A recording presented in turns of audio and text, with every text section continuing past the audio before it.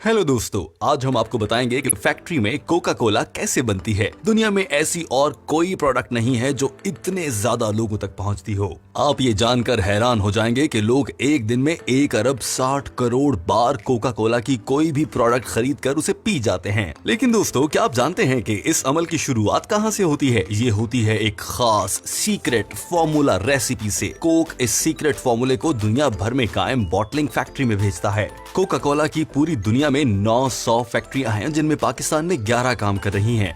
670 अरब dollar ये आलमी company हर साल इतनी ही लागत का कारोबार करती है। पाकिस्तान में इसका कारोबार 3 अरब डॉलर का होता है। इस कारोबार में कोका कोला ही सबसे बड़ी कंपनी है, जिसकी मौजूदगी पूरी दुनिया में है। कोका कोला की पूरी दुनिया में रोजाना 80 करोड़ बोतलें पी जाती हैं। पाकिस्तान और भारत में तकरीबन हर शख्स एक साल में 12 से लेकर 38 बोतलें कोक की पी जाता है। कोक बनाने का फॉर्मूला बहुत ही अहम है।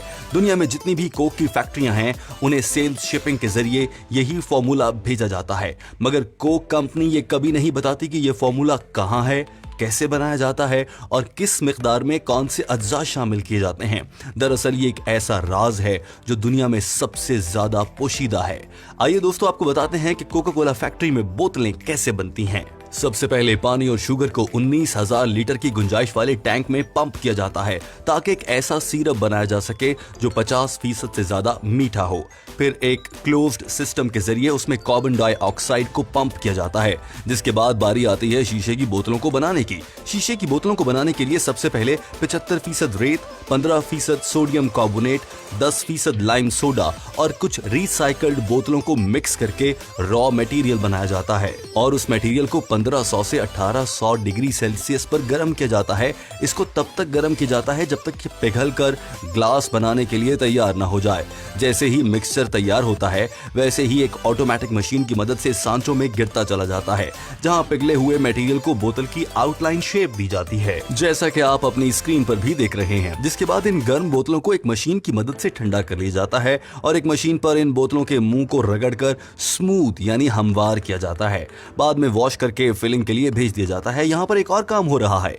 एक मशीन में पहले से यूज की गई बोतलों को दोबारा फिल करने के लिए लाया जाता है, जहां ये मशीन इन बोतलों को अच्छी तरह से साफ कर देती है, यहां तक कि बोतल के अंदर मौजूद सिगरेट्स की राख और बहुत सी दूसरी चीजों को भी निकाल बाहर फेंकती है। हर बोतल इस मशीन के अंदर 18 मिनट तक रहती है और ये वॉशर हर घंटे में 62,000 बोतलों को धोकर साफ कर देता है।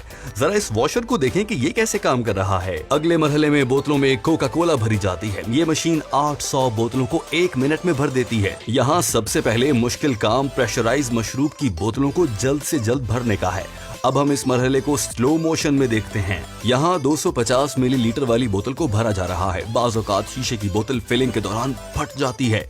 कोका कोला की बोतल बहुत ठंडी होती है। फिलर की रफ्तार इतनी तेज होती है तो लगता है जैसे ये कोक बोतल से बाहर आ जाएगी और इस प्रेशर को दबा कर रखने का काम करती हैं खुसूसी कैप्स। दोस्तों, फैक्ट्री में मौजूद कन्वेयर सिस्टम की लंबाई 3 किलोमीटर से भी ज्यादा होती है। आखिर इतनी लंबी कन्वेयर की जरूरत क्यों पड़ती है? ताकि अगर कुछ स्टेशन की रफ्तार कम हो जाए या फिर वो खराब हो जाए तो बफर बनाया जा सके। कन्वेयर सिस्टम कुछ हिस्से पैकिंग के दौरान होल्डिंग एरिया बन जाते हैं।